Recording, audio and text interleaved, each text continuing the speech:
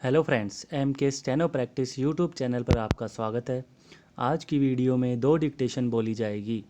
पहली डिक्टेशन 80 शब्द प्रति मिनट तथा दूसरी डिक्टेशन 90 शब्द प्रति मिनट की होगी। उससे पहले जो भी स्टूडेंट चैनल पर नए हैं वो चैनल को सब्सक्राइब करें, वीडियो को लाइक करें तथा ज़्यादा से ज़्यादा शेयर करें। 80 शब्द प्रति मिनट की डिक्टेशन 5 सेकेंड बाद शुरू होगी। शुरू।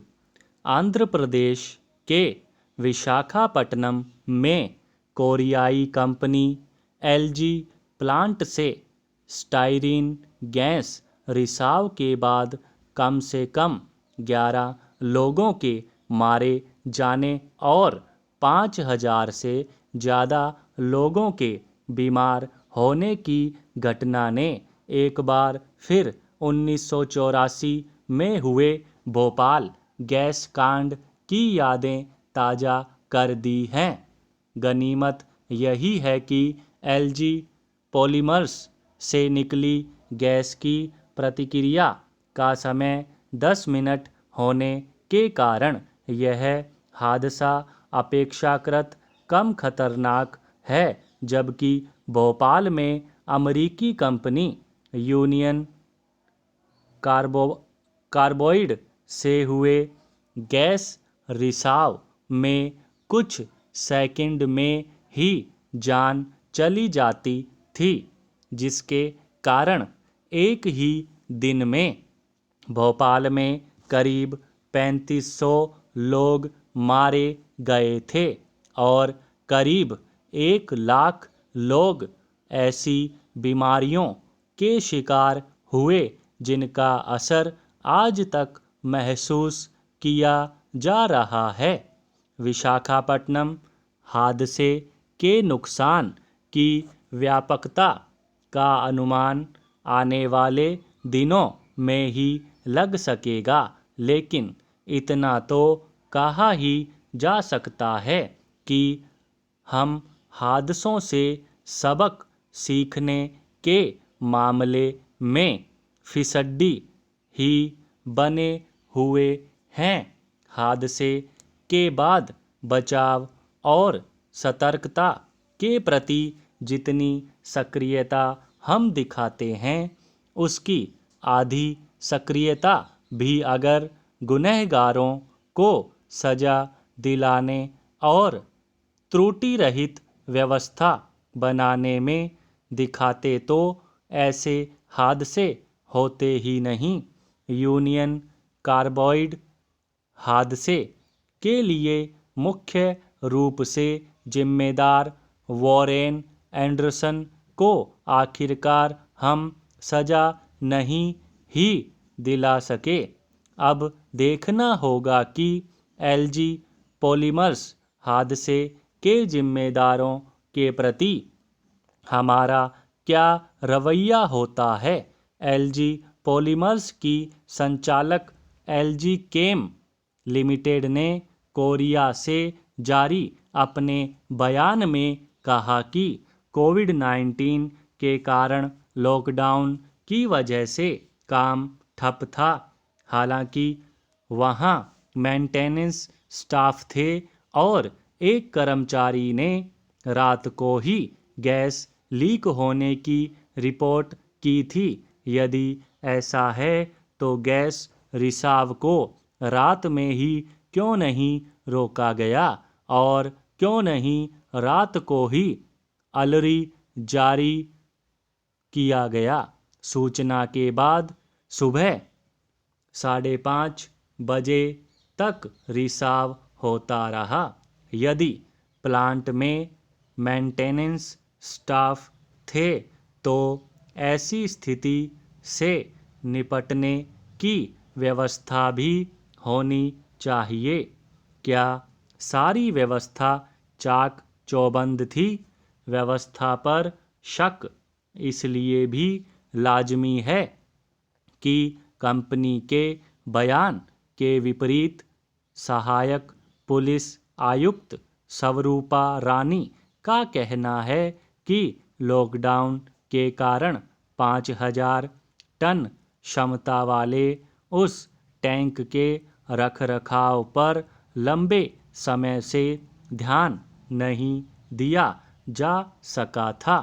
गर्मी के कारण गैस में हुई प्रतिक्रिया की वजह से यह हादसा हुआ।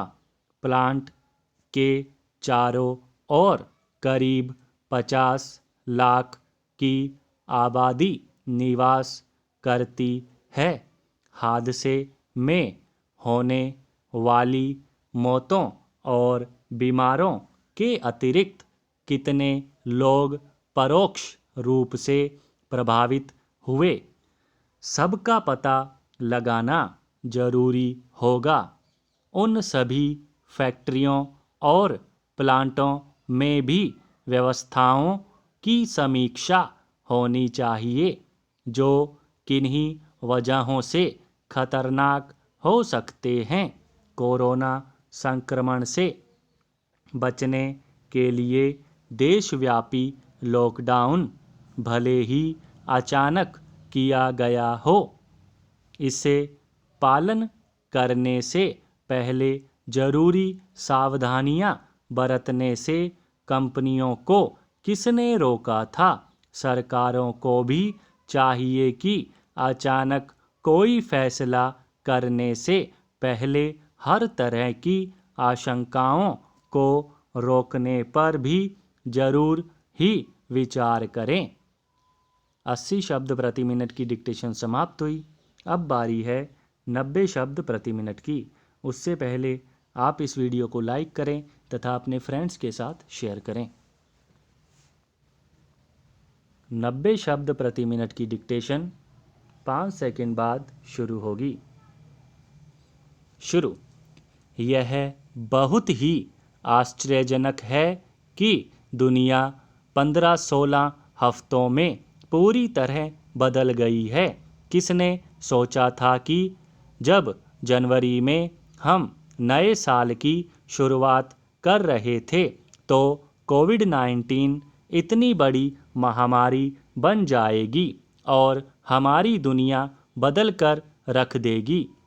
21वीं सदी में अब तक 9/11 की घटना, 2008 लेहमैन ब्रदर्स संकट और कोविड-19 महामारी संक्रमण ऐसी 3 प्रमुख बड़ी घटनाएं हैं जिन्होंने दुनिया को हिलाकर रख दिया है।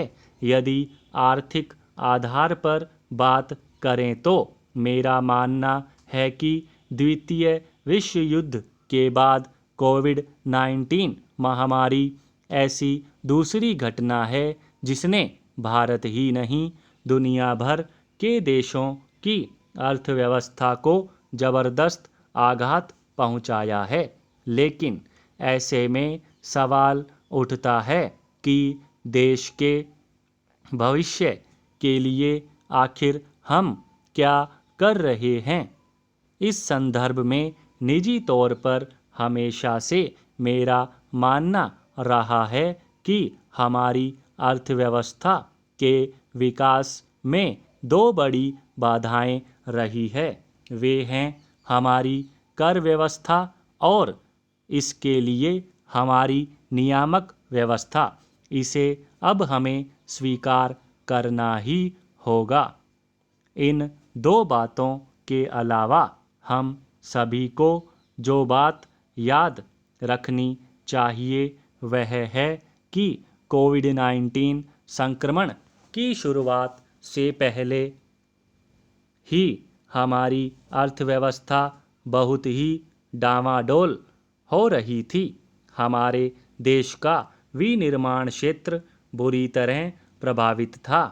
रियल एस्टेट क्षेत्र पर भी विपरीत प्रभाव पड़ा था और सेवा क्षेत्र भी बहुत अच्छा प्रदर्शन नहीं कर पा रहा था।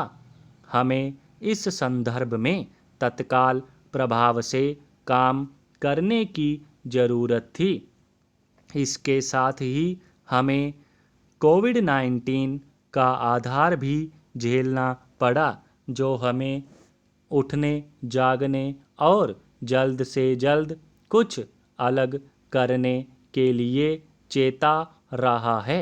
मुझे करीब 40 वर्ष हो गए हैं कर मामलों को लेकर वकालत का काम करते हुए। इस दौरान कई बहुराष्ट्रीय कंपनियों के साथ काम करने का मौका मिला है।